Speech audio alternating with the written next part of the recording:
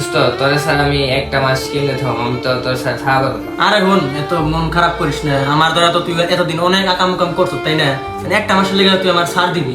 এত যদি আমি গুণা করি তাহলে কি আমি উপরে শান্তি পাবো? তোর তো উপরে ডাক আছে, তাই না? তুই জাগা, আমি তোর ব্যাগ ম্যাগ গুছিয়ে দিই, না কি কস? তোর স্যার আমি কেমনে যাবো, তোর স্যার তো আমি একটা মাস কেমনে থাকবো, আমি তো তোর স্যার থাকা পারবো না। আরে বেটা, মন খারাপ করিস না। এক মাস পরে তুই আবার আবি, আবার তা কাম কাম করাবি। এত তুই হইলে কামাবো না, আমি তোর স্যার থাকা পারবো না।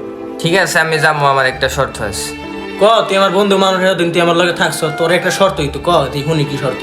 তো আজকে তো যাবো, লাস্টে একটা কাম করে যাই, বাইরে বেগুনি বাঁচতে চাই, যে একটা খাই। হ্যাঁ, জানতে বাজবার এসে বলে না ভাই। ভালো করে তুই বাইতে বের আছে, তুই পিস মিয়ার চাবি না। ধর ব্যাগ গুছা, ব্যাগ কান দিল, ধর।